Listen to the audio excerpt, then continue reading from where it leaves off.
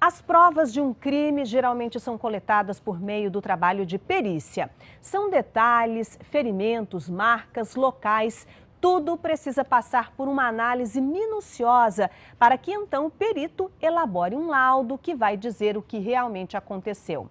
E para auxiliar esses profissionais, um atlas de medicina legal foi elaborado com a colaboração de um legista de Cáceres. Vamos ver a reportagem.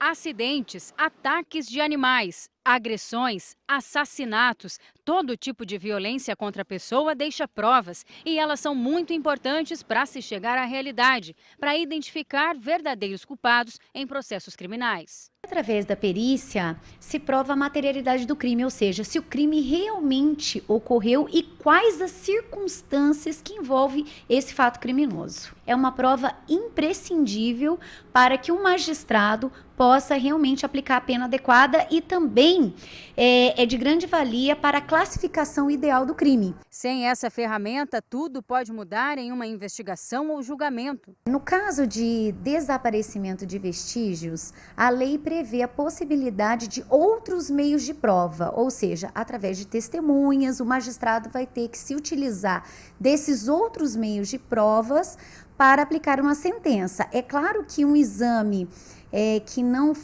atender os requisitos legais, ele pode sim comprometer o processo com uma pena realmente que não seja aquela pena mais adequada e a vítima também ficará prejudicada. Em Mato Grosso, essa é uma dificuldade. Entre médicos, legistas e técnicos, são cerca de 40 peritos criminais. A demanda seria de 600 profissionais. Apesar do número de peritos conseguir atender as unidades abertas no estado, essas não são suficientes. Nosso estado é muito grande e tem unidades que chegam a percorrer mais de 300 quilômetros para fazer um local de crime. Então, o perito às vezes demora 5 a 6 horas para chegar no local de crime.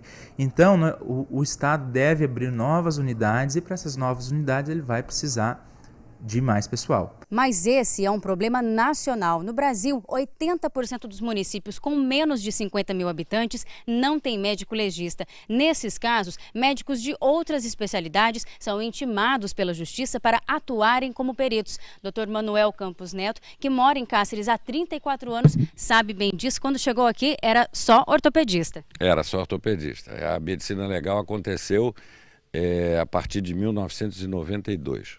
Eu cheguei em 1980, então foram 12 anos depois. E como a especialidade de trauma e ortopedia é uma especialidade sempre ligada à área de agressões, à área de trauma e violência, eu era chamado, e isso foi o gatilho para o livro. Então eu era chamado para atuar como perito ad hoc e eu fazia perícias e não tinha capacitação. Se você olhar o meu primeiro laudo manuscrito, até eu tenho vergonha dele.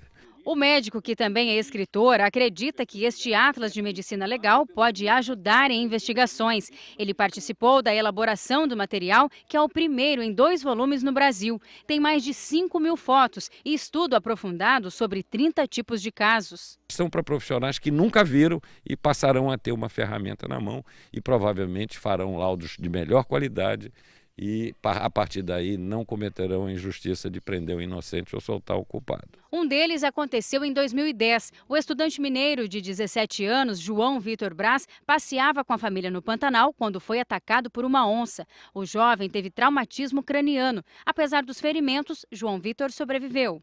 Eu acho que o João Vitor foi salvo pela onça. Um animal de aproximadamente 100 a 130 quilos.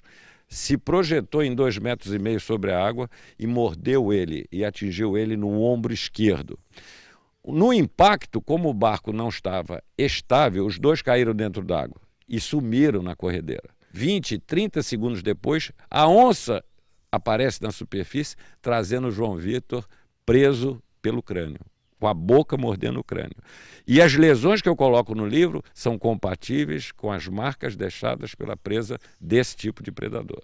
Alguns casos detalhados no Atlas mostram que situações sem morte, como agressões, violência doméstica, podem ser analisadas pelas lesões e assim chegar à verdade dos fatos. Na Maria da Penha, às vezes por um problema financeiro, por um problema de patrimônio, a parceira, aspas, a vítima, quer comprometer ou agravar mais o seu agressor para que ela tire proveito disso. E o perito tem que ter jogo de cintura e poder dar idade àquelas lesões e ligar nexo e causa. Caso contrário, vai cometer uma injustiça.